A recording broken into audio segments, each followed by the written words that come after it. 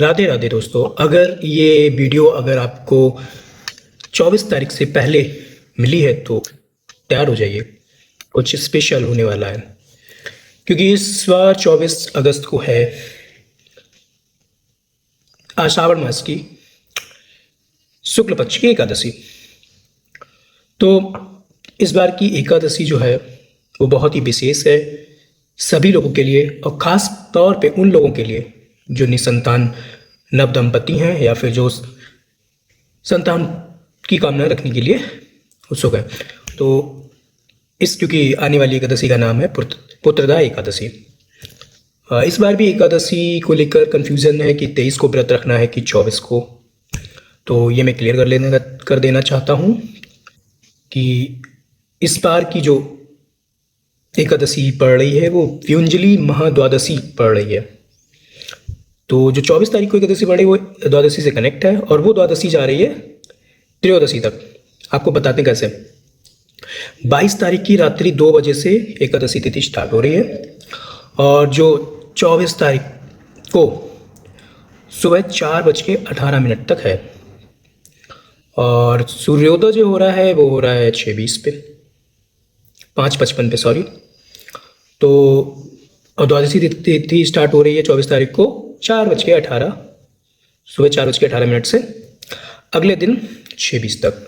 और जो सूर्योदय हो रहा है 25 तारीख को वो 5:55 पे हो रहा है। तो इसीलिए जो 24 तारीख को एकादशी हो रही है वो द्वादशी से कनेक्ट है, और द्वादशी वो त्रयोदशी से कनेक्ट है। तो मैं आपसे कहना चाहता हूँ, अगर आप इस पुत्रदा एकादशी का व्रत रखने वाले हैं तो एकादशी का जो मेन तिथि है उसको त्याग कर द्वादशी से जो कनेक्ट एकादशी तिथि है उस दिन व्रत रखिए, वो आपके लिए ज़्यादा बेनिफिशियल होगी। तो आई होप एकादशी को लेकर आपकी कन्फ्यूजन दूर हो गई होगी।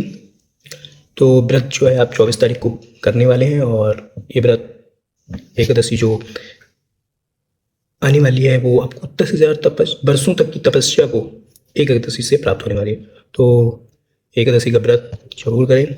ये व्रत आपको सिर्फ आध्यात्मिक उन्नति नहीं बल्कि मन की शांति भी देता है। तो आइए जानते हैं इसकी कथा क्या है।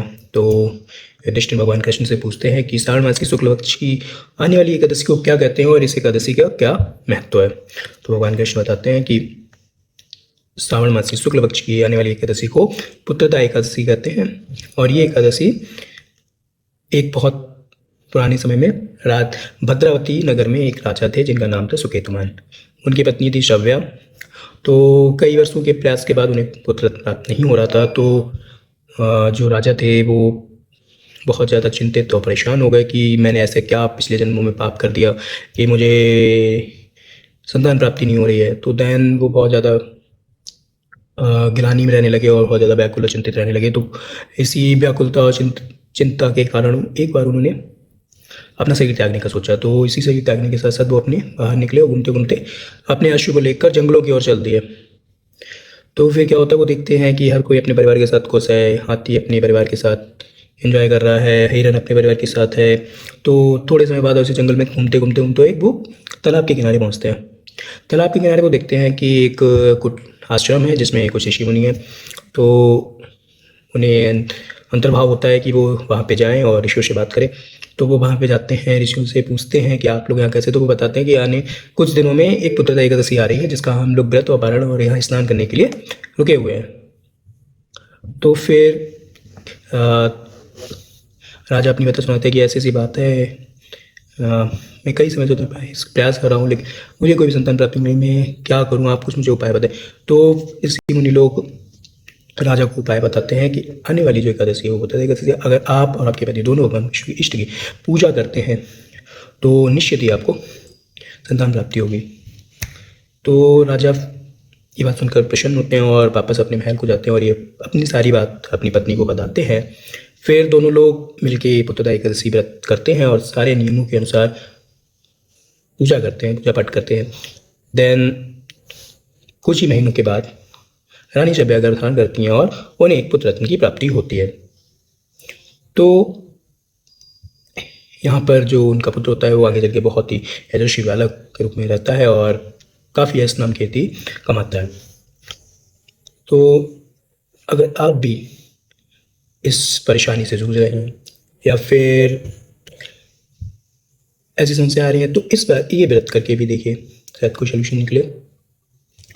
टेक्नोलॉजी आ गई है, टेक्नोलॉजी पर कभी यूज़ कीजिए, लेकिन कहीं ना कहीं बिलीव बहुत बड़ी चीज़ होती है, तो विश्वास कीजिए, चमत्कार होते हैं। तो आई होप जो भी कन्फ्यूजन आपको एकादशी को लेकर रही होगी वो कन्फ्यूजन दूर हो गई होगी। अगर आपके शहर में या आप जहाँ पे रहते हैं बहुत से लोग वहाँ पे 23 तारीख को भी एकादशी कर रहे होंगे, तो वहाँ की मान्यता के अनुसार भी आप रह सकते हैं। लेकिन अगर आप वैष्णव हैं, वैष्णव के कार्तिक पूजा पाठ करते हैं, तो आपके लिए एकादशी जो है वो 24 तारीख को है, और ये 24 एकादशी बहुत ही शुभ मुहूर्त में हो रही है। और यह 3 चीज़ों से कनेक्टेड, एकादशी, द्वादशी और त्रयोदशी, तो आपको एक बहुत ही अच्छा मुहूर्त, और साथ ही साथ सोमवार भी है, तो हरि और हर दोनों की कृपा होने वाली है आप पे। तो ऐसी स्पेशल चीज़ों को जानने के लिए वीडियोस को देखते रहिए, और अगले वीडियो में आपको मिलते हैं एक नए स्पेशल टॉपिक के साथ। हरे कृष्णा, राधे राधे।